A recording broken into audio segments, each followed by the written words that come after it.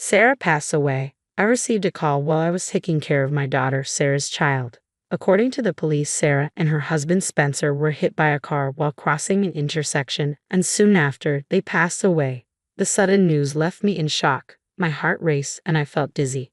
Sarah had been laughing with us just a few hours ago. I rushed to confirm the news, and from that point on, there was no time to grieve as I was overwhelmed with various procedures.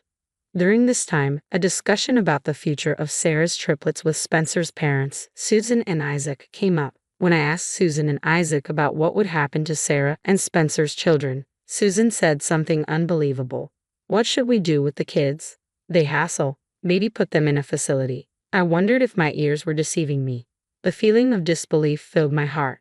During Sarah's life, the triplets had lived with their grandparents on their father's side. Despite us not seeing them as often, our emotional attachment to the grandchildren should have been much deeper. "Aren't you worried about the future of your adorable grandchildren?" I asked. "They should have adored them so much." "It's all right. My husband and I will take care of Sarah and Spencer's children with all our love." Nearly 20 years have passed since then. Though we faced many challenges, I am proud that all three have grown into fine adults. I never forgot the sadness of losing Sarah and Spencer, but I always thought of living happily for their sake too. Then one day, the doorbell rang suddenly. When I opened the door, there stood Susan and Isaac, whom I hadn't seen in years. Susan and Isaac ignored my surprise, entered, and faced the triplets. Then they said something unbelievable. "Would you like to live with us again?" "My name is Kennedy. My husband Harold was my high school classmate. We started dating then and got married after becoming working adults. At the age of 27, we were blessed with a child. Her name was Sarah. As our only daughter, we devoted all our love to her. Sarah grew up to be a bright and energetic child.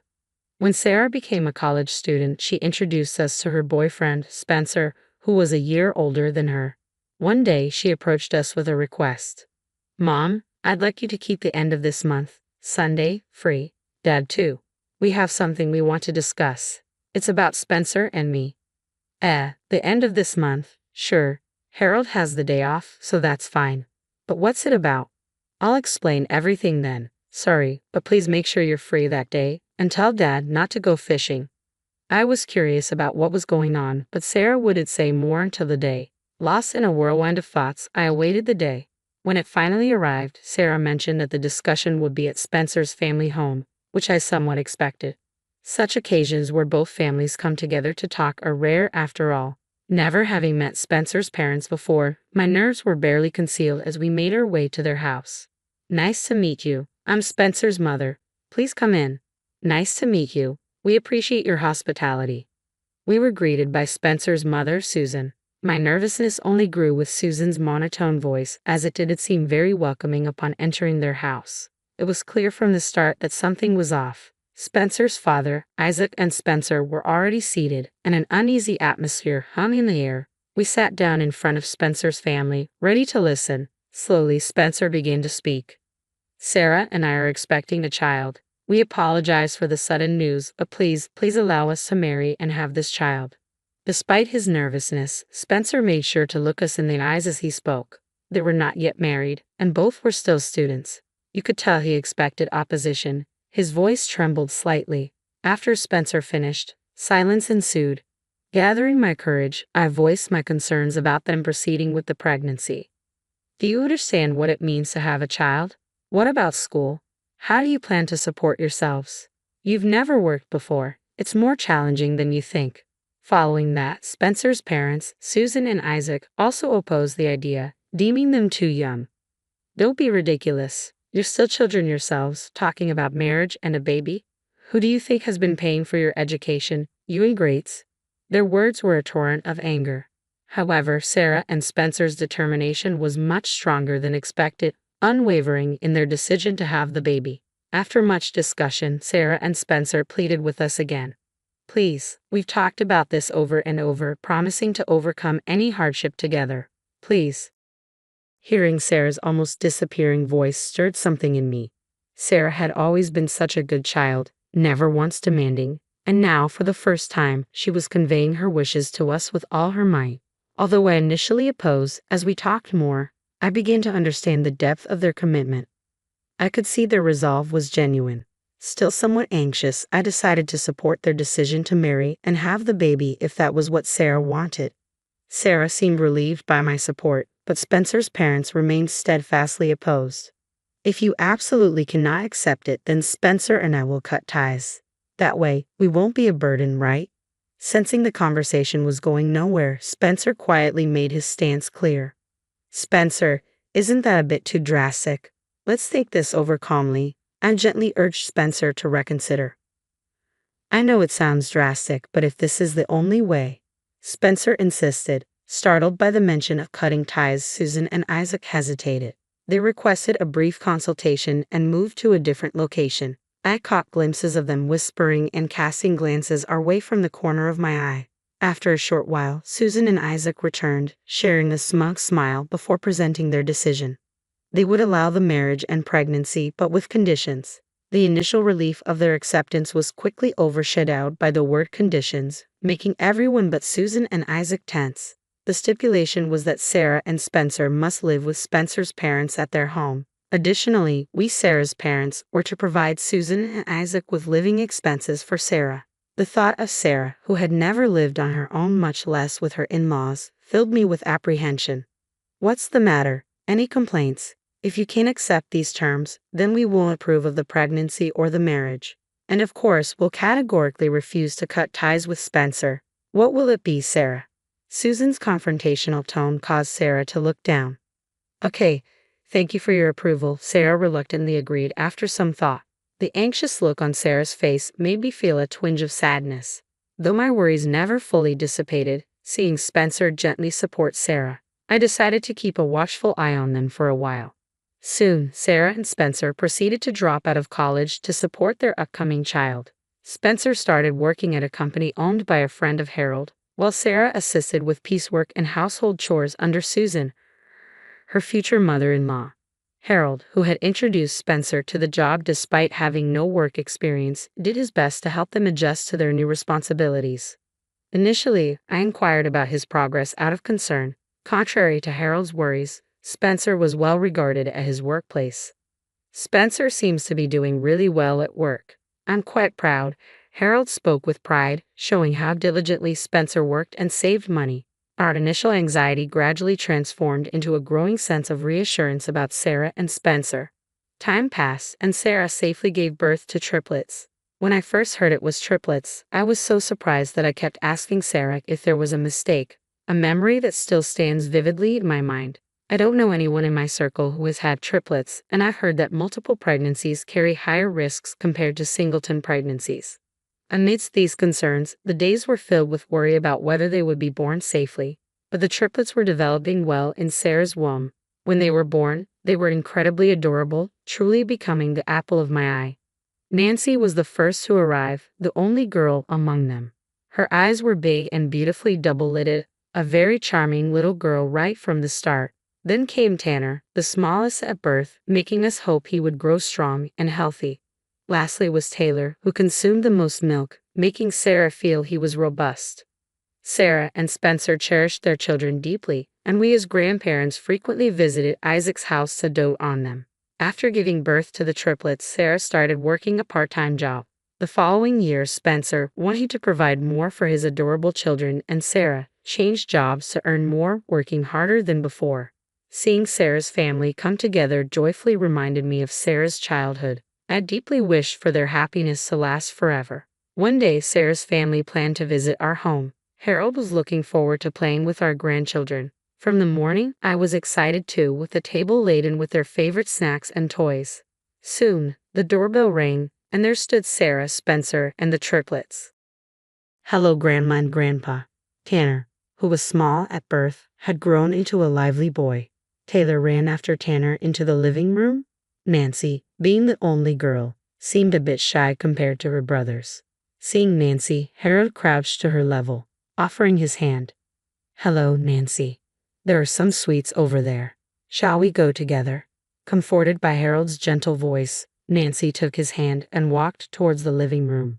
Spencer followed them, and Sarah and I walked behind. Unexpectedly, Sarah stopped. I turned around, wondering why she had paused. Mom, there's something I want to talk about, just the two of you. Seeing her unusually serious face, I felt a slight unease.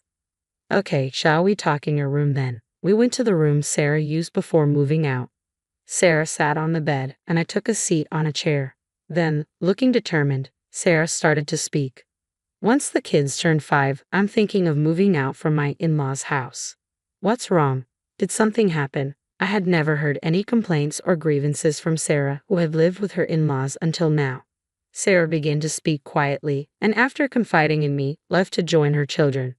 Later, Sarah and Spencer asked us to watch the kids for a few hours as they wanted to look for a new place to live after moving out of the in-laws' house. Of course, take some time for yourselves, I encouraged with a smile and a hand on their children's heads. Sarah and Spencer left the house. It had been quite some time since Sarah's family arrived, so Nancy, who was initially nervous, was now engrossed in the toys we had prepared. Tanner and Taylor were playing together with block toys. I was all set to keep them entertained until Sarah and Spencer returned. How many hours had passed since they left? I was starting to worry when I glanced at the clock, and just then the phone rang. A bad feeling washed over me as I rushed to answer it. It was the police on the line. Yes, that's me. Yes, okay, understood. The police officer's voice seemed so distant as I hung up the phone in shock. Harold, sensing something was wrong, came over and shook my shoulder. What's wrong? You look pale. My voice trembled as I explained that Sarah and Spencer had been in an accident. They were hit by a car while crossing an intersection and had died instantly. How could I possibly explain this to their innocent children, still playing joyfully? The mere thought brought tears to my eyes. Harold and I hurried to the hospital to start the necessary procedures and confirmations. Harold's hand on my shoulder was trembling, making the reality all the more poignant. After confirming Sarah and Spencer's death, we were swamped with arrangements without even a moment to grieve. There were endless visits to the police and municipal offices, funeral arrangements, and notifying relatives. At Sarah and Spencer's funeral, friends and Spencer's colleagues mourned their untimely deaths, highlighting how beloved they were. It struck me how fortunate they were to have such a supportive community. While Harold and I were busy with funeral staff and attendees, Susan and Isaac were surrounded by acquaintances shedding endless tears. Despite our own sadness, we were just trying to stay strong amidst the overwhelming pain. I muttered to myself, heartbroken during the hectic funeral. Susan's promise to raise the triplets well was the only thing that offered me a sliver of comfort, showing her caring heart for them. Even after the funeral ended, the busy days continued without a break, especially with taking care of the grandchildren. Since the day Sarah and Spencer had their accident, the triplets have been living with us. We didn't tell them directly about their parents' passing, just that they wouldn't be seeing them anymore. Even though they're young, they must find it strange not to see their parents return after a whole day. Understanding they won't see their beloved parents again, tears welled up in my eyes. The eldest, Tanner and Taylor, perhaps not fully grasping the situation, looked at crying Nancy with curiosity and gently patted her head. What's wrong? Are you hurt? Shall I bring you some medicine? The boys, especially being protective of Nancy, the only girl, asked her gently. They must feel it's their duty to protect her, even unconsciously. Embracing these kind-hearted three, I too shed tears. Harold and I had never spent a night with these children before.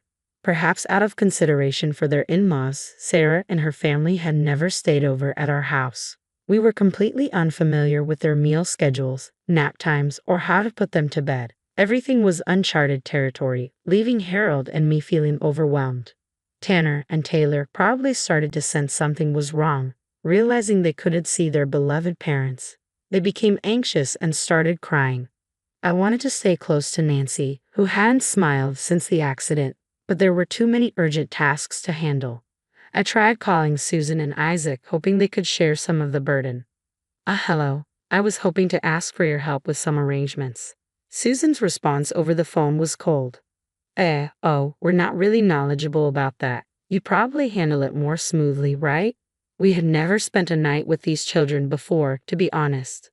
We weren't experts either. We were just trying our best because it needed to be done. However, no matter how much we repeated it, they couldn't help with the various tasks. Could you at least stay with the children until we finish the procedures? They must be missing you, I asked. No, we're quite busy ourselves. Honestly, we don't have the capacity, was their response. But please, I'm sorry, we have to go now. And with that, the call was abruptly ended. Further attempts to ask for their help over the phone were unsuccessful. No good response ever came. Struggling with the grief of losing Sarah and Spencer, Harold and I managed all the arrangements and took care of the grandchildren, truly exhausted. What remained was the discussion about the division of the estate and custody. Susan and Isaac had not shown their faces since they left their belongings at our house. Up until the day of the discussions, I remembered how much they adored their first grandchildren. Now, understating their parents were gone, the once lively boys had become withdrawn. Harold and I couldn't escape our sorrow, continuing to live in a heavy atmosphere, exhausted from all the arrangements. I hoped the discussions would proceed smoothly. On the day of the discussion, Susan and Isaac arrived at our house and were led to the living room. "Just going to talk for a bit. Can you play here?" I said to Tanner, the eldest, who obediently took Taylor and Nancy to another room. When I first brought up the future of the children, Susan immediately started discussing the estate. Susan argued that since they had taken care of Sarah's family, all the assets should go to them. Holding back my urge to confront her priority over assets rather than the children, I tried to steer the conversation back to the kids. Then, Susan said something unbelievable. "The kids are too much trouble. How about putting them in a facility?" I doubted my ears. Sarah's children, whom we've lovingly raised, are her precious treasures. Just like Sarah, we hold the belief that these adorable grandchildren are invaluable to us. But it seems Susan and Isaac stood on different ground. Without any sign of remorse, they made shocking statements, escalating my distrust. They pushed all the troubles onto us while demanding the estate simply because they had lived together in the past. Remembering what Sarah confided in me, I clenched my fists in anger. Then I slowly began to speak. "Sarah's children will be taken care of by us. We'll discuss the estate later," I said firmly. Despite my tone, Susan and Isaac kept insisting on transferring the estate rights to them, expecting to gain control. Today, their disregard for their grandchildren, who they once adored, turned my anger into dismay and sadness. What was the meaning of their promise at the funeral to raise the triplets well? Their current behavior made it clear that those words were just for show. I wanted to confront them but refrained, weighed down by the grief of losing Sarah and Spencer and the exhaustion from all the procedures. Of course, taking in our grandchildren was not an issue for us. It might take some time to adjust, but we were confident in our love and care for them. As Susan and Isaac continued to talk about the estate, I quietly resolved in my heart. Impatient with the unproductive discussion, they eventually left our house, adamant about not handing over the estate. Years have passed since Sarah and Spencer died, almost 2 decades. I still remember the joy of legally adopting the triplets. Had these precious children remained with Susan and Isaac, I shudder to think how they might have been treated. The thought alone fills me with dread. We subtly informed the triplets about becoming estranged from Susan and Isaac. The fact that they were never taken in or visited by them is something I fear would hurt them, and I've still not managed to express it directly. Throughout my explanation, none of them looked particularly sad, simply acknowledging with a "we understand." Without their parents, they might have felt lonely during school activities or when interacting with mom friends. Struggling with things they couldn't do well, yet all 3 have grown up to be such honest and wonderful children, not letting those challenges affect them. Now, they truly feel like my own children, carrying on Sarah and Spencer's legacy. We were living peaceful days with the triplets when one day, the doorbell rang.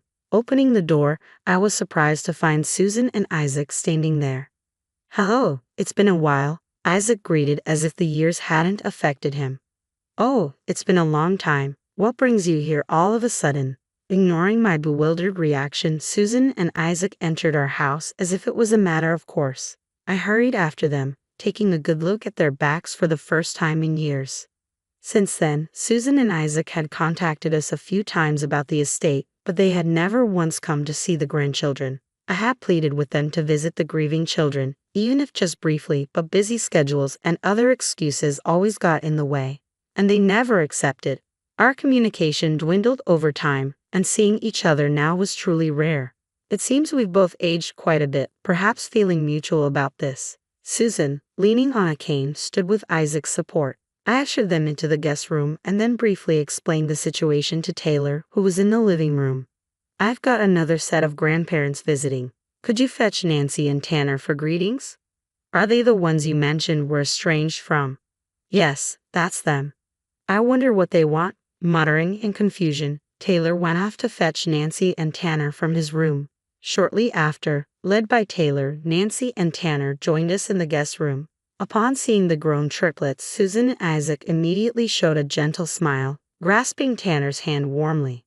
"You've grown so much." As Susan fondly stroked Tanner's hand, I was stunned, but Susan, undeterred by my reaction, made an unbelievable proposal.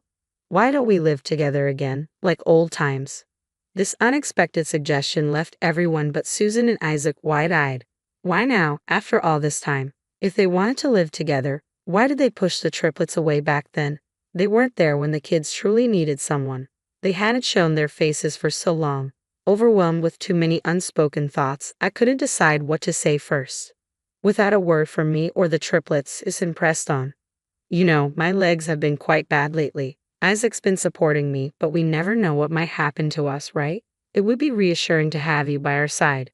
At first, I thought they wanted to reconnect now that the grandchildren were grown and less of a burden, but it seemed not to be the case. Were they planning to use these children for their own care after abandoning them so heartlessly before? After abandoning their precious grandchildren like that, how dare they speak so opportunistically now? I was beyond exasperated by their unchanged demeanor, speechless but determined not to let these children be exploited yet. Before I could voice my objection, it was Tanner who spoke up. "Who are you? Can you leave if you're going to be a bother?" Tanner, looking annoyed, shook off Susan's grasp. In agreement with Tanner, Nancy and Taylor also looked sternly at Susan and Isaac. Surprised by the unexpected resistance, Susan and Isaac showed their anger. Then Susan pointed at me, accusing, "She's the one who tore you away from us. We wanted to live together, but it wasn't possible because of her." The grandchildren, noticing the lack of sincerity in Susan and Isaac's words, continued to cast cold glances at them.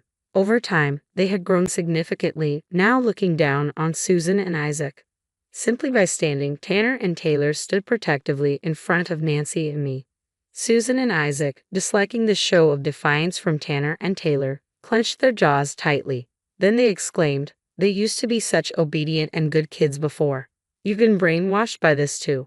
At that moment, my patience ran out. Suppressing the urge to shout back in anger, I retrieved something from the drawer and presented it to Susan. "Sarah confided in me before her passing. This was given to me at that time." Recalling Sarah's pained expression that day, my voice deepened. "It's all written here, how harshly you treated Sarah just before her accident." Sarah had handed me a small diary. It contained dates and entries resembling a journal. Initially, I had only skimmed through its pages.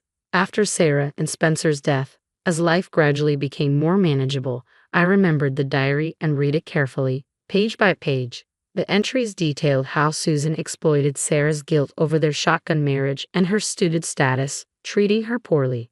Sarah endured in silence, unable to share her struggles with anyone. As her pregnancy progressed and her appetite increased, Susan complained about the rising food expenses and reduced Sarah's portions behind Sarah and Spencer's backs. Money was taken from their wallets and accounts. The diary detailed various abuses Sarah had suffered at the hands of Susan and Isaac. Some pages were smudged with what seemed like tears, illustrating the depth of Sarah's pain.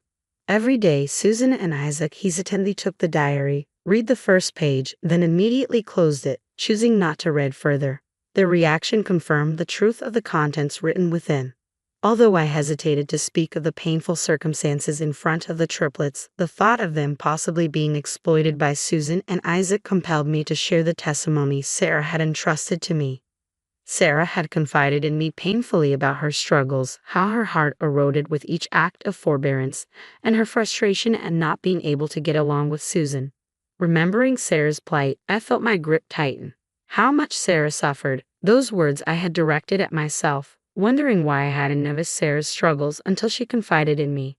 Despite seeing the diary, Susan claimed not to remember any such thing, showing no signs of apology or remorse. Faced with Susan and Isaac's persistent requests to live together again, I sighed deeply, holding back tears of anger at Susan and Isaac, and at myself for not recognizing Sarah's pain.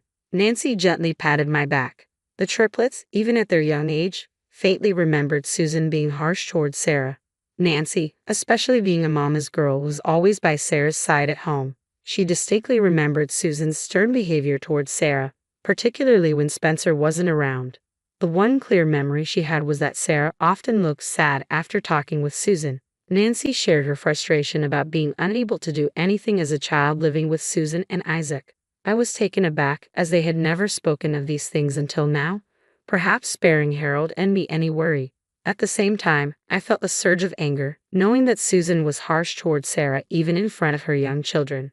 Nancy stood beside Tanner and Taylor, all with determined looks, stating, "We don't want to live with such people," echoing Tanner's sentiments.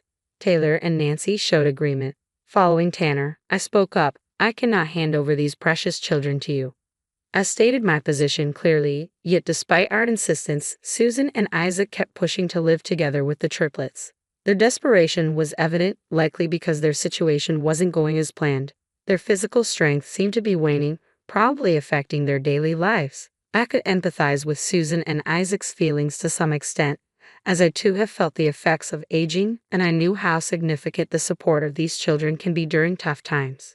But the idea of exploiting my precious children for convenience was intolerable. The triplets had been calm during our discussions, but eventually, they showed their anger. "When our parents died, you wanted to send us away to an institution because we were too much trouble." They vaguely remembered. That they remembered such a thing pained my heart. Despite their denials, Taylor countered with a reminder of their own words. "I'll return those exact words to you now.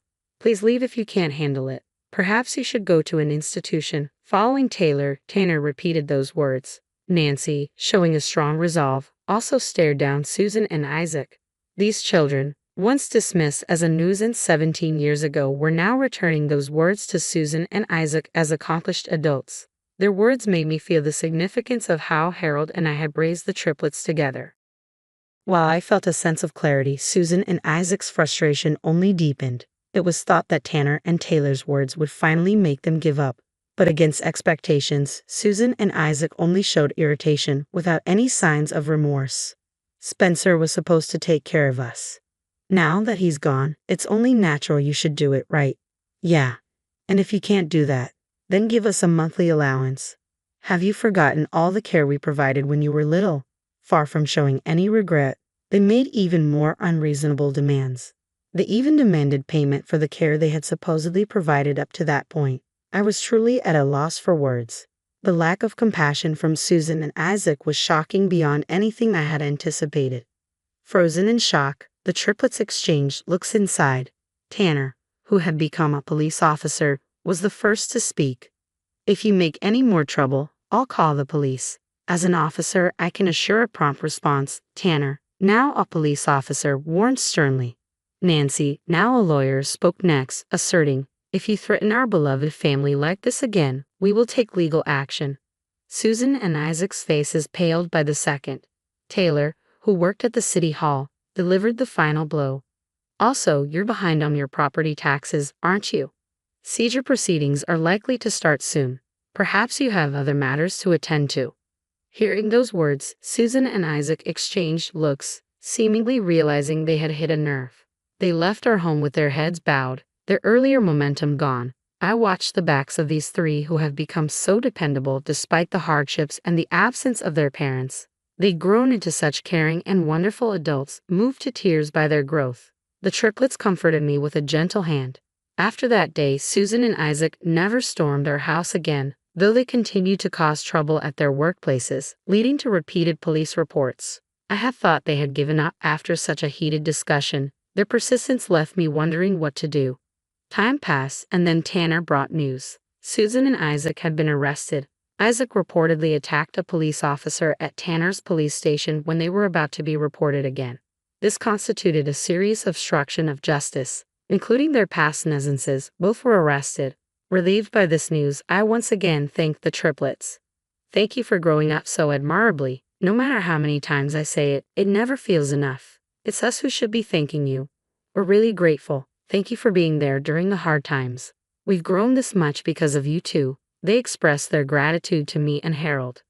Seeing Sarah's gentle image overlaid on the triplets, I felt profoundly moved. Even months after Susan and Isaac's arrest, the triplets continued to live happily with us, each now with someone special. As they reach the age of considering marriage, the question of who will stay with Harold and me has become a playful contention, ensuring our family enjoys peaceful and harmonious days.